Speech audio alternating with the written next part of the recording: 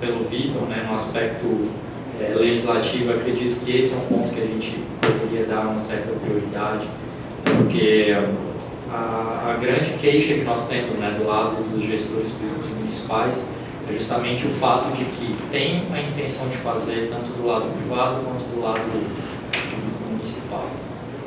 O grande problema é saber como fazer, porque a forma que os gestores entendem é um pouco diferente da forma que os tribunais de conta entendem, e isso às vezes por mera falta de conversa ou por mera interpretação diferente da legislação. Uma das maiores formas de desenvolvimento das cidades inteligentes são as parcerias público-privadas. Nós estamos utilizando muitíssimo pouco, né? Então isso torna o desenvolvimento do tema por si só muito mais lento do que gostaríamos, né? Com relação à participação do cidadão, esse é um tema que de fato é central e sem isso a questão não se sustenta, né? Então realmente assim, o cidadão é o centro de tudo, então ele tem que sim participar, ele tem que sim estar ativo, né? E só que é uma grande dificuldade também, como a gente fazer que o cidadão se engaje no tema, como a gente fazer com que ele seja não só o formulador, né, da política pública, né, ajude a formular a política pública, mas também seja o fiscal. Então, nesse sentido, nós lá no Ministério resolvemos tratar o tema de cidades inteligentes de uma forma mais prática. A gente viu ao longo dos anos políticas públicas fantásticas no papel, mas que na prática não se sustentavam. E a gente, naquele próprio programa que eu comentei para vocês, de cidades digitais, é um exemplo disso.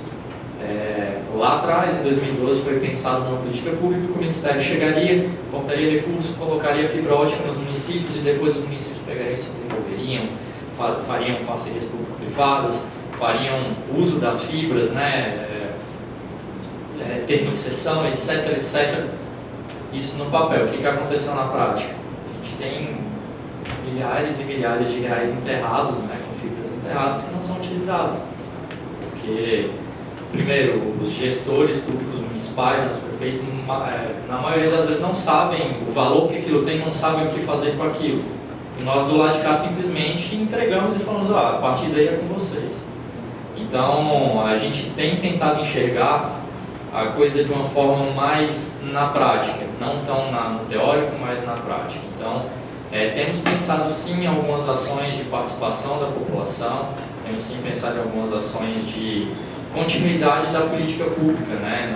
O Brasil é um país que a cada 2 anos nós temos eleições, né? 2 anos no municipal, 2 anos no governo federal, e a descontinuidade de políticas públicas é um grande problema que nós vivemos hoje. Então, nós também enxergamos que a participação do cidadão é primordial no âmbito do municipal para que as políticas públicas sejam continuadas, né? Não sejam perdidas. Então, falando um pouquinho assim, do que a gente pode fazer, né? A gente pensou em algumas coisas, saber se isso na prática vai dar certo ou não, ainda é um tiro no escuro, né? Mas a gente tem pensado sim. Tem um exemplo muito legal que nós vimos numa visitação que nós fizemos com a GIZ lá na Alemanha, de que os bairros criavam centros de controle, né? Com participação da população. Então a população estava ali sempre debatendo e auxiliando nessa construção, né? Então eram centros físicos mesmo, onde tinham representantes, líderes do bairro ou alguma coisa do tipo, em que essas demandas eram levadas, né, dali para cima, para que de fato a demanda viesse, né, da prática, não viesse do teórico, da cabeça do gestor público, mas viesse do cidadão. Então é uma possibilidade que a gente vê com muito bons olhos, né?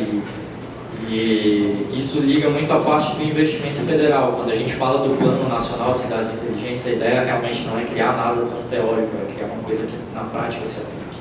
Então, quando a gente está falando disso, com o governo federal aportando recursos, a gente está querendo colocar formas de que para o município participar, né, se candidatar e se eleger aí a ganhar, né, esse aporte do governo federal, que ele tenha que atender a premissas, e uma dessas premissas seria isso, levantar, fazer pesquisas, fazer debates, questões do tipo com a própria população, né, que fossem demonstradas, e para que ele soubesse pelo menos as áreas onde ele deve investir.